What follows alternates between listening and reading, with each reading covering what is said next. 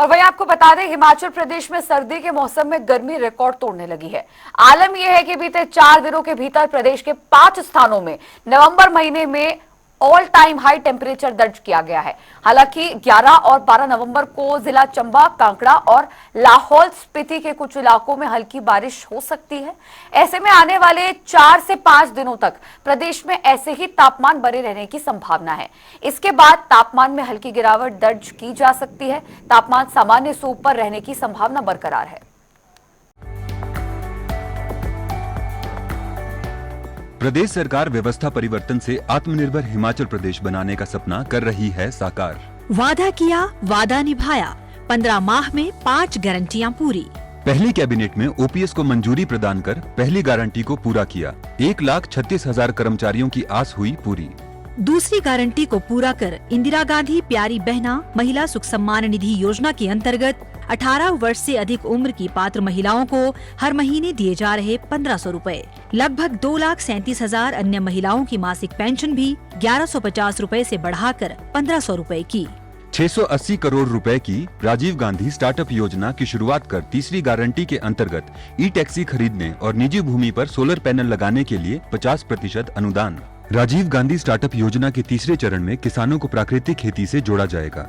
चौथी गारंटी के रूप में प्रदेश के सभी सरकारी स्कूलों में इस शैक्षणिक सत्र से पहली कक्षा से अंग्रेजी माध्यम आरंभ किया गया है। शिक्षा में गुणात्मक सुधार के लिए हर विधानसभा क्षेत्र में हो रहा Rajiv Gandhi day boarding school का निर्माण। स्कूलों में बेहतर संसाधन जुटाने के उद्देश्य से स्कूलों के क्लस्टर बनाए हैं। डॉक्टर YS परमार विद्यार्थी ऋण योजना आरंभ कर विद्यार्थियों को 1% ब्याज पर 20 लाख रुपए तक के ऋण का प्रावधान है। पांचवी गारंटी के रूप में गाय का दूध 45 रुपए और भैंस का दूध 55 रुपए प्रति लीटर की दर से खरीदा जा रहा है। दूध खरीद पर न्यूनतम समर्थन मूल्य देने वाला हिमाचल देश का पहला राज्य बना। किसानों के लिए देश में पहली बार प्राकृतिक खेती से उत्पन्न गेहूं और मक्की की खरीद को प्रोत्साहन दिया जा रहा है। गेहूं के लिए 40 रुपए और मक्की के लिए 30 रुपए प्रति किलोग्राम न्यूनतम समर्थन मूल्य निर्धारित किया गया। मंडी मध्यस्थता योजना के तहत सेब, किन्नू, माल्टा, संतरा और आम की खरीद 12 रुपए प्रति किलोग्राम और गलगल की खरीद 10 रुपए प्रति किलोग्राम की दर से करने का निर्णय लिया। सूचना एवं जनसंपर्क विभाग हिमाचल प्रदेश सरकार द्वारा जनहित में जारी। तो लगभग 12 नवंबर के आसपास हिमाचल प्रदेश के कुछ एक जिले, खास करके चंबा जिला, कांगड़ा और लाहौल और स्पीति के कुछ एक स्थानों पर हमें बर्फबारी और बारिश हल्के स्तर की देखने को मिलेगी। बाकी सारे जिले में मुख्यतः मौसम ड्राई रहने वाला है और लगभग अगले 10 दिनों तक कोई भी खास वेदर, सिग्निफिकेंट वेदर होने की संभावना हिमाचल प्रदेश में नहीं है। अगर हम तापमान की बात करें तो अधिकतम तापमान की, मैक्सिमम टेम्परेचर की अगर हम बात करें तो हिमाचल प्रदेश के काफी स्थानों पर ये जो तापमान है वो लोअर हमारा 24 से लेकर के 29 डिग्री सेंटीग्रेड के बीच में देखे गए हैं पिछले कुछ दिनों में, और जो कि लगभग नॉर्मल से 3 से 4 डिग्री सेंटीग्रेड कुछ एक स्थानों पे ज्यादा भी तापमान हमें दर्ज किए गए हैं। वहीं पे अगर हम मिनिमम टेम्परेचर्स की बात करें तो मिनिमम टेम्परेचर्स की जो तापमान है ये लगभग जो है हमारा 7 से लेकर के 11 डिग्री सेंटीग्रेड अधिकांश स्थानों पे दर्ज किए गए हैं, जो कि नॉर्मल से 1 से 2 डिग्री सेंटीग्रेड ज्यादा है। अगर हम पिछले कुछ दिनों में रिकॉर्ड ब्रेकिंग टेम्परेचर्स की बात करें तो मुख्य रूप से जो हमारा सोलन जिला है वहाँ पे कल अधिकतम तापमान 29 डिग्री सेंटीग्रेड दर्ज किया गया है, जो कि ऑल टाइम हाई टेम्परेचर है नवंबर के मंथ में। उसी तरीके से जो हमारा धर्मशाला है वहाँ पे 27.6 डिग्री सेंटीग्रेड टेम्परेचर हमारा कल वहाँ पर दर्ज किया गया है, जो कि नॉर्मल से लगभग 2 डिग्री सेंटीग्रेड ज्यादा है। और ये अपने आप में नवंबर के मंथ में ऑल टाइम हाई टेम्परेचर धर्मशाला में भी देखा गया है। उसके अलावा हमारा जो ऊना है वहाँ पे परसों यानी कि 2 नवंबर को ऑल टाइम हाई टेम्परेचर दर्ज किया गया है। इस तरीके से हम कह सकते हैं कि पिछले 2 से 3 दिनों में हिमाचल प्रदेश के कुछ ही जिलों में ऑल टाइम हाई टेम्परेचर्स भी यानी कि रिकॉर्ड ब्रेकिंग टेम्परेचर्स भी हमें देखने को मिले हैं। तो क्या ये ग्लोबल वार्मिंग मुख्य रूप से पिछले कुछ दिनों से टेम्परेचर जो नॉर्मल से 3 से 4 डिग्री सेंटीग्रेड ज्यादा देखे गए हैं, उसका मुख्य रीजन ये है कि पिछले काफी दिनों से हिमाचल प्रदेश में कहीं पे भी बारिश नहीं देखी गई है। मुख्यतः हमारा क्लियर स्काई कंडीशंस बनी हुई है और जिसकी वजह से हमारे टेम्परेचर्स में कहीं ना कहीं बढ़ोतरी देखने को मिली है, क्योंकि पिछले कुछ दिनों में कोई भी active western disturbance Himachal Pradesh की तरफ आता हुआ नहीं देखा गया है।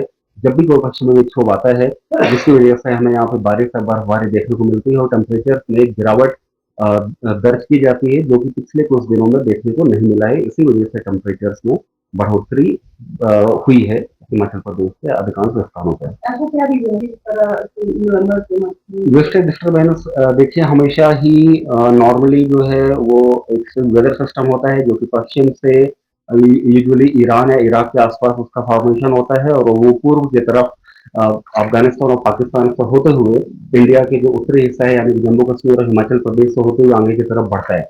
लेकिन मुख्य रूप से ये डिपेंड करता है कि जो हमारा पश्चिमी विक्षोभ है उसका जो लैटिट्यूड है वो कहाँ तक कितना डीप हमारा आ रहा है। मुख्य रूप से हमें बारिश तब देखने को मिलती है जब उसका लैटिट्यूड 25 डिग्री सेंटीग्रेड या 26 डिग्री सेंटीग्रेड नॉर्थ तक वो पश्चिमी विक्षोभ आता है, जिससे उसमें अरबियन सी से एक अच्छा खासा मॉइस्चर सप्लाई होता है और इन सभी क्षेत्रों में हमें बारिश देखने को मिलती है। लेकिन अभी तक जितने पश्चिमी विक्षोभ आए हैं उसमें से एक या दो ही ऐसे पश्चिमी विक्षोभ रहे हैं जो कि बहुत ही फीबल हैं। बाकी सारे के सारे अपने एक तरीके से हम कह सकते हैं कि नॉर्मल पोजीशन से काफी नॉर्थ में यानी कि उत्तरी हिस्से से होकर के ही गुजर गए हैं, जिसकी वजह से हमें हिमाचल प्रदेश में कोई खास प्रभाव देखने को नहीं मिला है। तो हम क्या कहते हैं एलिनो और लानिनो का डायरेक्टली कोई इम्पैक्ट एज सच उसके लिए हमें स्टडी करना पड़ेगा। एज सच 1 to 1 कोई भी कोरिलेशन पश्चिमी विक्षोभ के साथ एक शॉर्टेड ड्यूरेशन के लिए हम नहीं बोल सकते हैं।